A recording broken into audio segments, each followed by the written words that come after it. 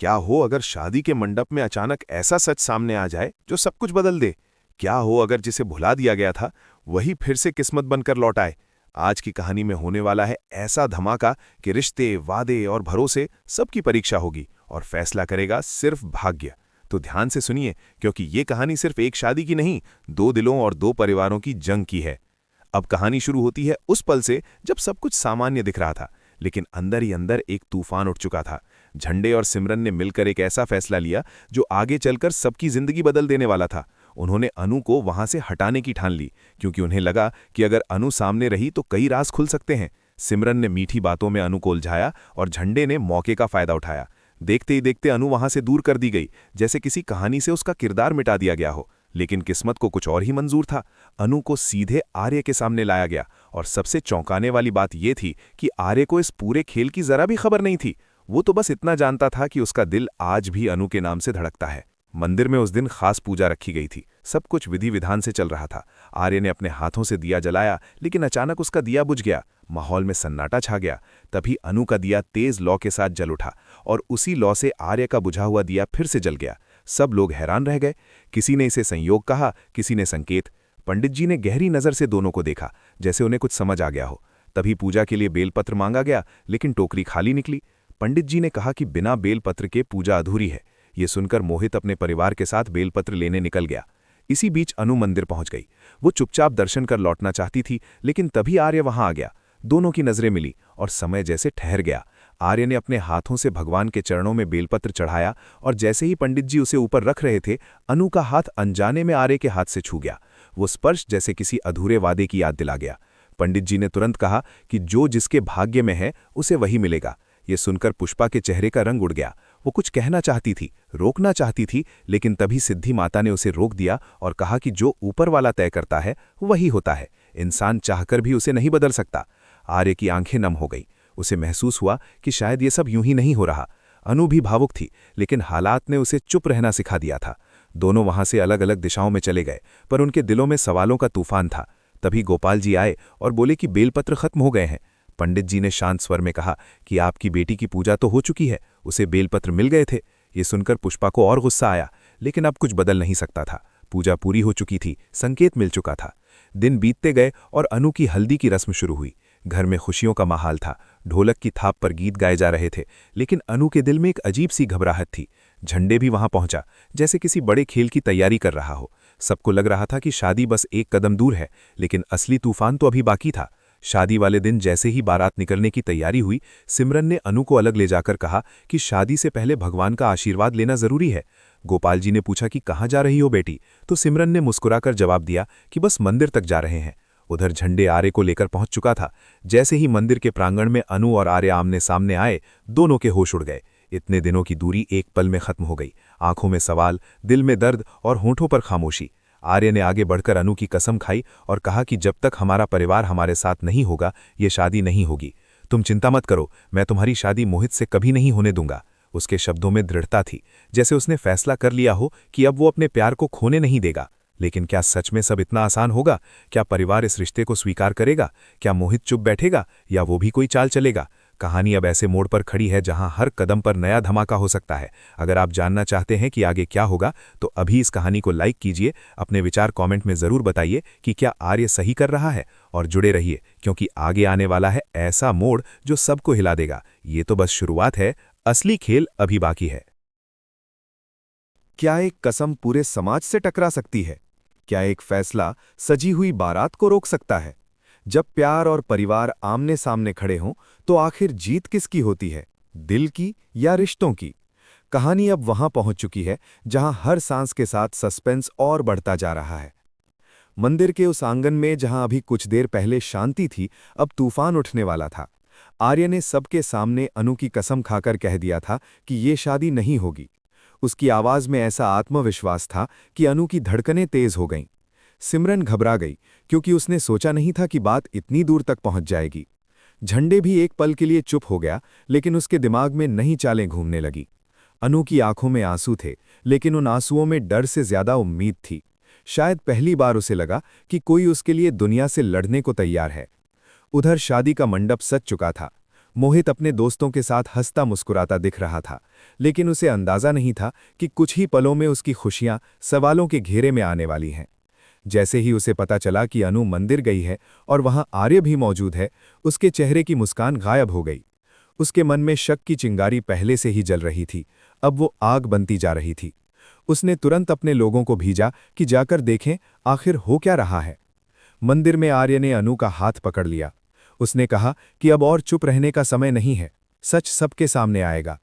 अनु डर रही थी क्योंकि वो जानती थी कि परिवार की इज्जत का सवाल उठेगा, लेकिन आर्य ने उसे भरोसा दिलाया कि वो अकेली नहीं है।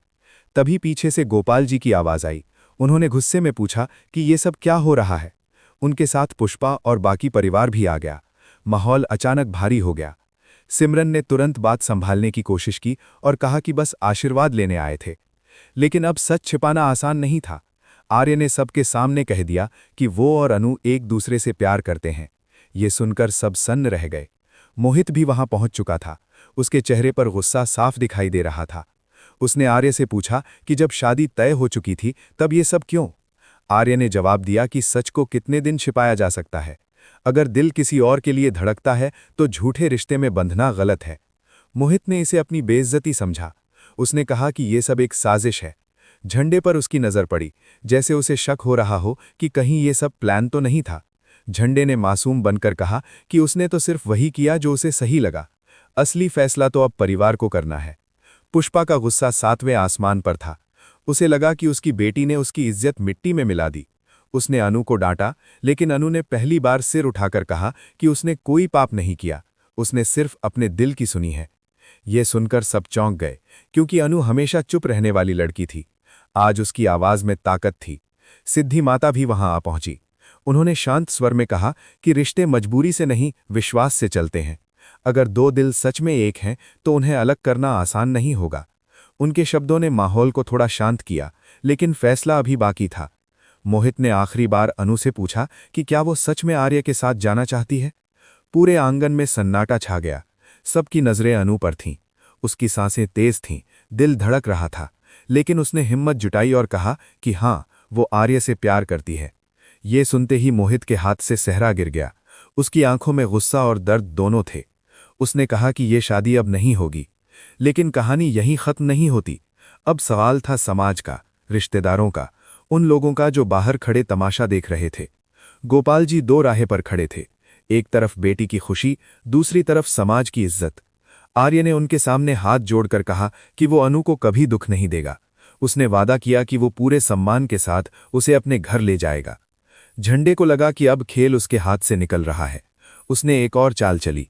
उसने पुरानी बातें छेड़ दी, पुराने झगड़े याद दिला दिए, ताकि दोनों परिवार फिर से आमने सामने आ जाएं। कुछ पल के लिए माहौल फिर गर्मा गया, लेकिन इस बार आर्य पीछे नहीं हटा। उसने साफ कहा कि अगर आज सच को स्वीकार नहीं किया गया तो जिंदगी भर पछताना पड़ेगा। क्या गोपाल जी अपनी बेटी की खुशी को चुनेंगे? क्या पुष्पा अपने गुस्से को छोड़ पाएगी? क्या मोहित इतनी आसानी से पीछे हट जाएगा या कोई नई साजिश रचेगा? कहानी अब और भी रोमांचक मोड़ लेने वाली है। अगर आप चाहते हैं कि प्यार की ये लड़ाई आखिर तक पहुंचे और सच की जीत हो, तो इस कहानी को लाइक कीजिए। कमेंट में जरूर बताइए कि आपके हिसाब से सही कौन है, और जुड़े रहिए, क्योंकि आगे आने वाला है सबसे बड़ा फैसला, जहां एक मंडप गिरेगा लेकिन एक नया रिश्ता जन्म लेगा। क्या सच में प्यार की जीत होने वाली है, या आखिरी पल पर किस्मत फिर से पलट जाएगी? जब पूरा समाज सामने खड़ा हो, जब रिश्तेदार उंगली उठा रहे हों, जब इज्जत और जिद टकरा जाएं, तब कौन सा फैसला सही कहलाता है? कहानी अब अपने सबसे बड़े मोड़ पर है, जहां एक शब्द जिंदगी बना भी सकता है और बिगाड़ भी सकता है। मंदिर के आंगन में खड़े सभी लोग सांस रोके हुए थे। अनु ने साफ शब्दों में कह दिया था कि वो आर्य से प्यार करती है। ये सुनते ही माहौल जैसे जम सा गया। मोहित की आंखों में अपमान की आग थी। उसने अपने परिवार की तरफ देखा, फिर गोपाल जी की तरफ, और फिर अनु की तरफ। उसे लगा जैसे उसकी दुनिया एक पल में बिखर गई हो। उसने भारी आवाज में कहा कि अगर अनु का दिल कहीं और है तो वो जबरदस्ती शादी नहीं करेगा, लेकिन ये अपमान वो कभी नहीं भूलेगा। उसके शब्दों में दर्द भी था और चेतावनी भी। उधर पुष्पा अब भी गुस्से में थी। उसे लग रहा था कि सब कुछ उसके हाथ से निकल गया है। उसने अनु से कहा कि उसने माँ बाप का विश्वास तोड़ दिया, लेकिन इस बार गोपाल जी ने उसे रोक दिया। उन्होंने पहली बार शांत होकर अपनी बेटी की तरफ देखा। उनकी आंखों में सवाल थे, लेकिन साथ ही चिंता भी थी। उन्होंने धीरे से पूछा कि क्या ये फैसला सोच समझ कर लिया है। अनु ने कांपती आवाज में कहा कि उसने कभी किसी को धोखा नहीं दिया, बस हालात ने उसे चुप रहने पर मजबूर कर दिया था। आर्य आगे बढ़ा और सबके सामने सिर झुकाकर बोला कि गलती अगर किसी की है तो उसकी है, क्योंकि वो पहले सामने नहीं आया। उसने कहा कि वो अनु से सच्चा प्यार करता है और उसे सम्मान के साथ अपनाना चाहता है। उसने वादा किया कि वो दोनों परिवारों को साथ लेकर चलेगा। उसकी आवाज में घमंड नहीं, बल्कि जिम्मेदारी थी। तभी अचानक झंडे ने एक और बात उठाई। उसने कहा कि प्यार की बातें करना आसान है, लेकिन रिश्ते निभाना मुश्किल। उसने पुराने झगड़े, पुराने आरोप और पुराने दर्द सबके सामने ला दिए। माहौल फिर से गर्मा गया। कुछ रिश्तेदार फुसफुसाने लगे, कुछ ने ताने मारने शुरू कर दिए। ऐसा लग रहा था कि अब ये रिश्ता बनने से पहले ही टूट जाएगा। लेकिन तभी सिद्धि माता आगे आईं। उन्होंने सबको शांत रहने को कहा। उन्होंने कहा कि जिंदगी में कभी कभी भगवान इंसान की परीक्षा लेते हैं।